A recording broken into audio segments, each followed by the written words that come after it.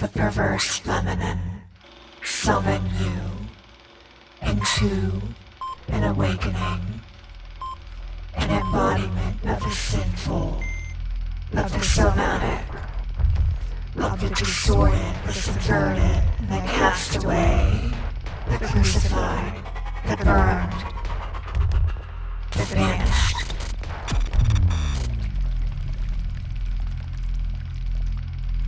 To savor every moment of life, to suck all the juice out of it.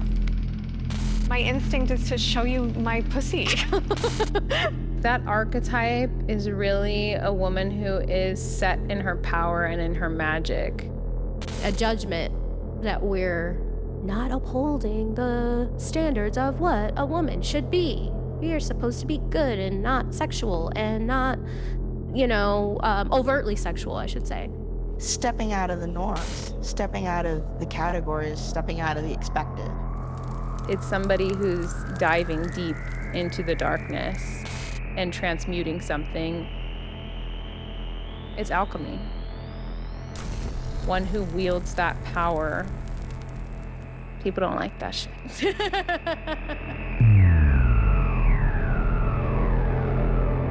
A lot of us are just drawn to go out and find ourselves. What else? What are the other giant things I want to make?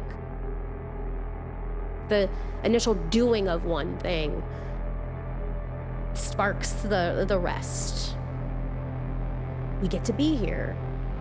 We get to be here. When we zoom out from the planet, you can't see me, you can't see you, just see Earth. There's a special thing about that.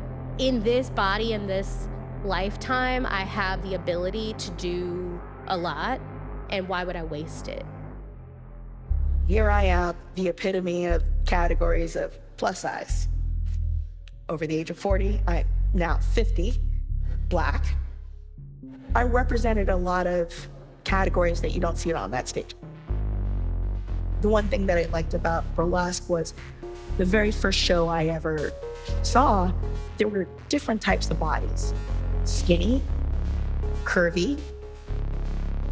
What I didn't focus on was their body. I was focusing on the joy that they had on their face. They were having such a good time. And that's when my husband leaned over and he's like, you could totally do this. And I was like, nobody wants to see all of that up there. And he goes, I bet you they would. I bet you they'd pay money for it. When I was young, I never felt connected to like being a girl or a boy. I just felt like a being, something just floating around inside this body. I think that women are masculine, and I think that men are feminine, because I think that we have everything inside of us.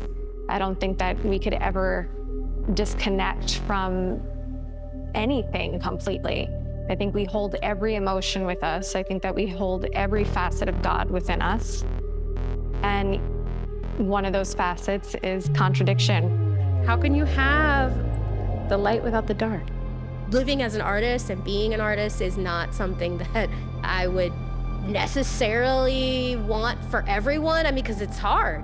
You have to figure out an unconventional path. It was just like this massive hustle / entrepreneurial sort of spirit of like, I know I don't want to have a 9-to-5 job. I know I don't fit in certain worlds because I don't like it and I don't want to be in that because I'm an artist. When I look back, I'm like, whoa, I did it. I'm doing it. I love when people are expressing themselves fully and authentically. That's what I want to see around me. When I started Chakrubs, I wanted to start a conversation about the way in which sexuality and spirituality were together. And I wanted to make it deeper. I wanted to make it something more that I could feel more close to God through.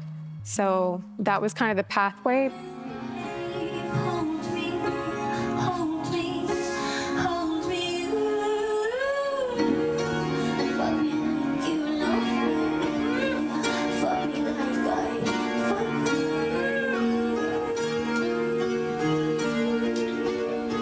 I also remember like being in high school, telling friends about like the first time I had sex, which was non-consensual, and then being like, everybody's first time is like that. And that just never sat with me right. Like I didn't want that to be true. I wanted my first time to be about love, and it wasn't for me. It was something very different. And I wanted it to just be something that we could discuss with one another. Like, no, it's actually not okay that you didn't consent to that. And this is how to feel pleasure. Like, you should feel pleasure when you engage in sex because that's a birthright for you.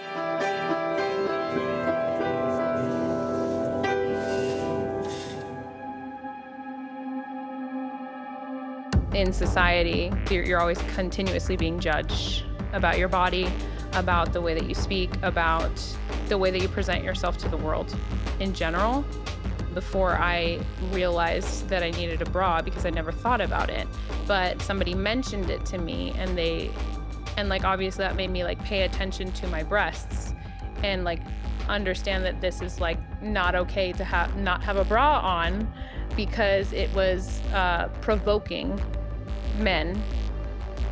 And so I started like really experimenting more with that than anything else, and discovering that it's not necessarily a safe thing to do in certain environments. And there were like physical attacks, like I was raped. And when you have that kind of thing coming at you, you really feel like you want to shut down and you want to be as hidden as possible. And started working more on a spiritual path and really awakening my feminine force. By feminine, I don't mean soft and gentle and receiving and things like that. Like, that's all part of it, but that's just a part of it. The feminine force is very powerful because it is the force that brings the universe down and creates an entire being and grows that and pulls it from source. And when I started working with my force that way, I grew more out of that hidden thing. I don't want to talk too much about my relationship with my mother, but she doesn't know that I do this. And if she ever found out, it would probably kill her. I feel like I'm two people. I'm the person that she raised, and I'm the person I am now.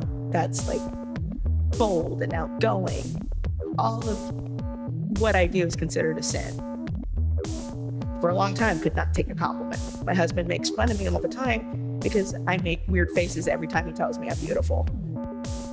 At the very beginning of my career, I never wanted to show my belly. So I had the corsets on. And when I finally got comfortable where I was like, you know what, I'm not gonna wear the corset. I'm just gonna be as is. And as long as I can command an audience and my performance, it doesn't matter what size I am. And I keep proving time and time again that talent is the most important thing. I had my first competition and I won my category for the competition. And I thought that was gonna be it. I was like, okay, I just wanted to be on the bigger stages with all the people in Southern California. That was my goal. I didn't expect to win. I just wanted to be on the same stage. But it won. And then went on to the finals and won. And that is how I sort of got put on the map. When somebody can come up to me that, is new in burlesque and whatever, and like, I saw you perform and you were the best person in that show. And it just made me feel so good. I've done my job. I think a taboo for women is a lot of the times just loving herself. My self-esteem is so shot. Getting older is very difficult for me. And I know that it's from things that I've consumed. I feel like I didn't get a chance enough to be like young and hot for long enough. And it's like, what the hell? Like, that's over? How can I, get a little bit more time? Like, what can I inject into my face to get a little bit more of that feeling? But the good thing is that I always come back to this place of like, but it's okay. Like, I got you. Like, I do love myself really deeply. demonizing a lot of things about, like, everything about us. If you're beautiful, it's a problem. If you're ugly, it's a problem. If you're heavy set, it's a problem. If you're too skinny, it's a problem. Like, it doesn't fucking matter. So why shouldn't you just do whatever the fuck you want and step into, like, whatever that space is for you that brings you power and makes you feel magical? Have the journal entry that I'm, like, slandering myself, like, oh, you're so disgusting, I can't believe you did that, like, now you're just like all these other women, and, like, hating on, like, anybody or any woman specifically who would put themselves in that position or have sex. So that is definitely something that has been continuously washed out. The strength of a woman has been perverted. I do think for me it boils down to, like, this sense of weakness in society. We are viewed in this in a weak way, second class way to men. When I lived in New Mexico, I was with someone who was very against me using power tools. Admittedly, when I look back, I'm like, wow, I allowed my partner to sort of take over and say, well, you're not allowed to do that. You're not, I'm the strong one. I need to do that for you.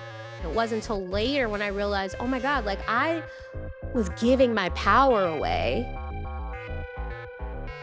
I was letting this sort of machismo world say, you're not allowed to handle these power tools. And that in turn made me fearful of using power tools or fearful of working with certain things, because I was like, oh my God, it's scary. Exploring things that society deems as something that is undesirable or taboo, that excites me. Like, I love to dive into that stuff, because why? Why is it being rejected? Why is it being disempowered? Why is it hidden? You can't be a childless woman. For some reason, people have a hard time with people of a certain age. It's like, oh, well, don't you want children? No. Feminine energy is like this power. I think that there's like a mistake in holding on to this old way of viewing what femininity is.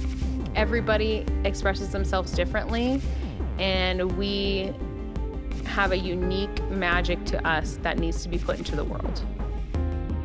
What brings you joy? And how do you feel when you have that joy?